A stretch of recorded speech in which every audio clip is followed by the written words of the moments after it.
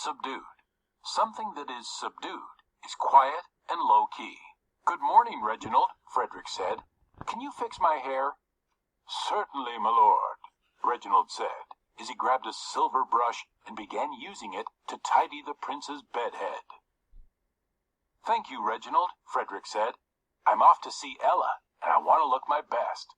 "Of course, my lord." "I think I'm going to have Cook surprise her with breakfast in bed." Reginald paused. "I'm reasonably sure, my lord, that the young lady has already eaten breakfast." "Drat," muttered the prince. "So it's happened again. How long ago did she wake up?" "About 3 hours ago," Reginald replied. 3 hours? But I asked you to wake me when Ella got up." "I'm sorry, my lord," Reginald said sympathetically. "You know I'd love to help you, but we're under strict orders from the king. Your beauty sleep is not to be disturbed."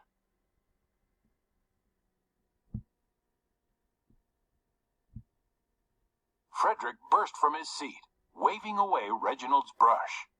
"My father ordered you not to wake me? He's still trying to keep me and Ella apart."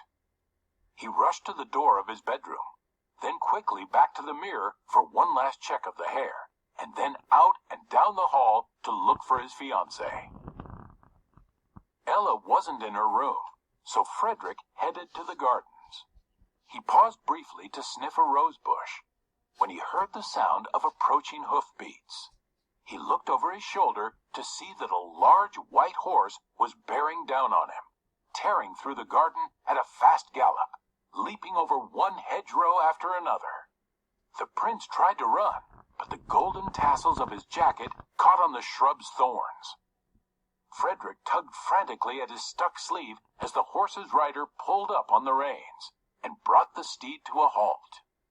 From the saddle, Ella looked down at him and laughed. She wore a distinctly unfancy blue dress, and her tied-back hair was disheveled from the ride.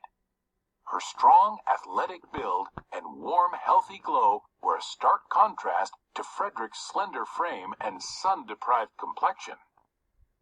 "I hope you haven't been stuck there all morning," she said, only half joking. Disheveled. If someone looks disheveled, he or she is not neat or tidy. "No, this just happened," Frederick said, relieved.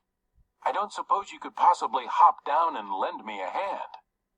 Ella slid off the saddle, patted her horse's nose, and crouched down to help free the prince's jacket from the thorns. "I told you those tassels would get you into trouble someday," she said.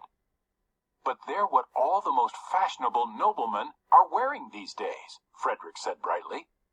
He brushed himself off and struck a chest-out, hands-on-hips pose to show off his outfit. He hammed it up to get a laugh out of Ella. It worked.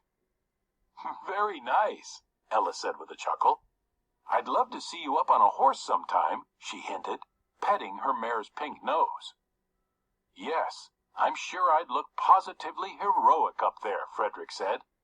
"It's a shame I'm allergic to horsehair." He wasn't allergic. He was afraid of falling off. "A terrible shame," Ella sighed. "I didn't realize you knew how to ride," Frederick said.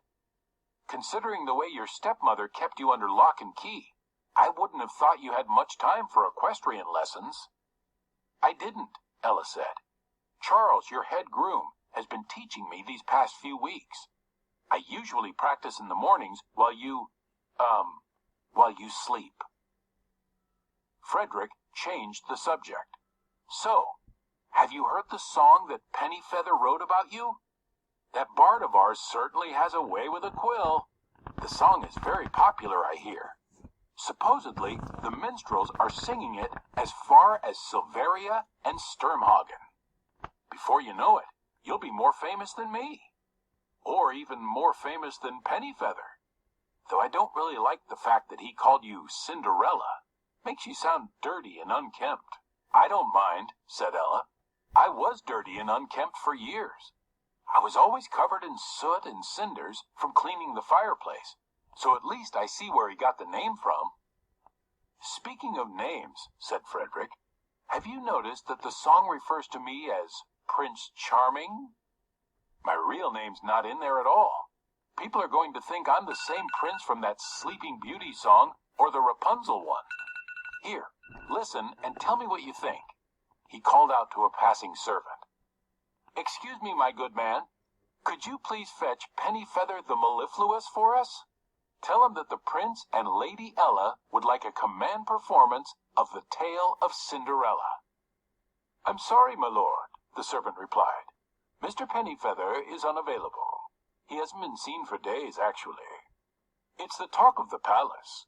We assumed you would have heard by now. No one knows where the royal bard is. Well, that explains why I haven't been getting my lullaby these past few nights, Frederick said thoughtfully. We're going to pause here, and on the next slide, you're going to tell me, how have the interactions between Ella and Frederick changed throughout the story so far?